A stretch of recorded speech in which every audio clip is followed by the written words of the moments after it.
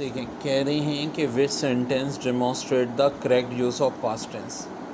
Option A है they will be eating lunch now.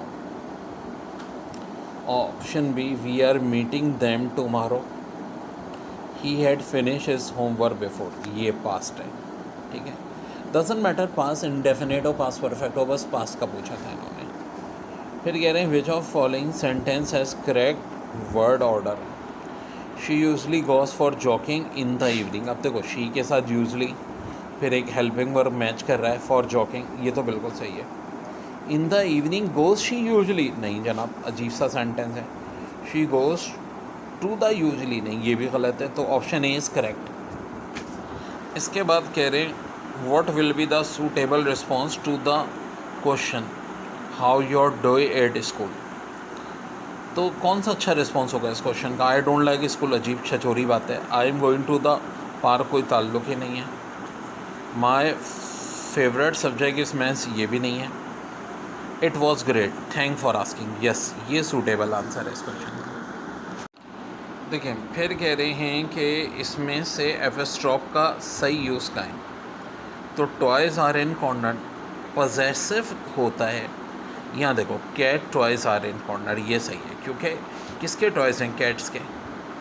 तो एपिस्ट्रॉफ के लिए पोजेशन होना चाहिए। फिर यहाँ सूटेबल आर्टिकल की बात हो रही है। He lives in old house dash old house. तो देखो, ओल्ड एक पॉजेसिव डिग्री का एडजेक्टिव है, तो आर्टिकल या तो आ लगता है या एन लगता है। तो चूँकि आ वोवल है तो एन लग जाएगा।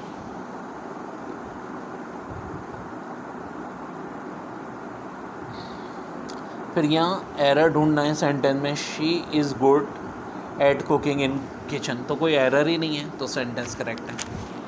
यहाँ भी पूछ रहे हैं कौन सा सेंटेंस करेक्ट है। The cat is sleeping, the cats are sleeping, दोनों ही बातें सही हैं। खाली कैट है तो इज़ आना चाहिए, कैट्स है तो आर आना चाहिए। फिर यहाँ पे भी वही है, एपिस्ट्रॉफ का सही यूज़ की जगह पूछना है गलत कहाँ यूज़ हुआ है।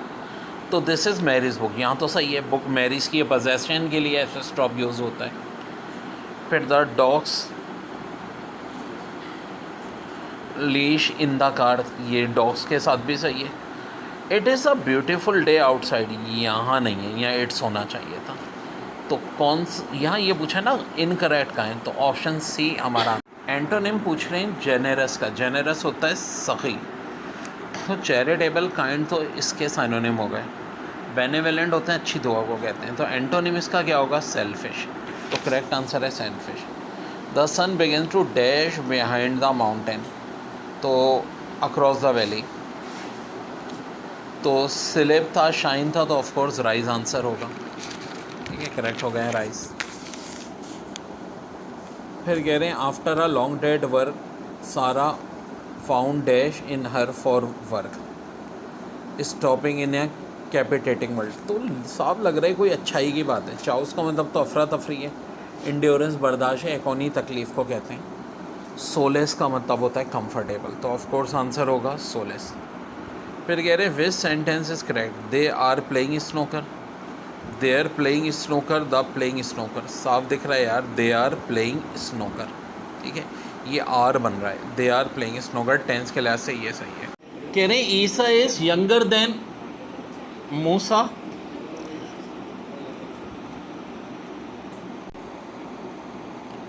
X equal to twice the Isa age, Y equal to Musa as.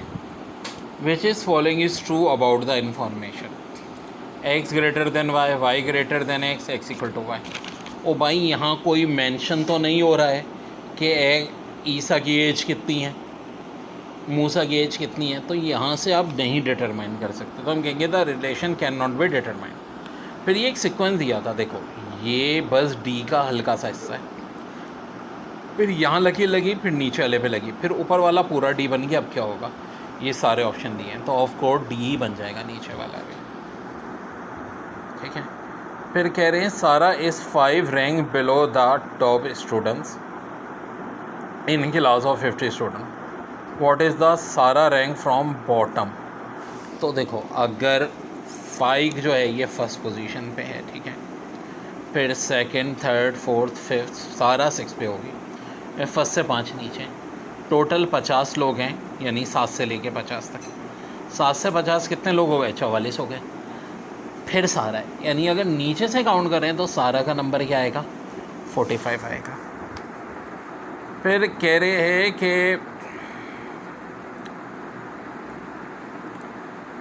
A blue is called red, ठीक है,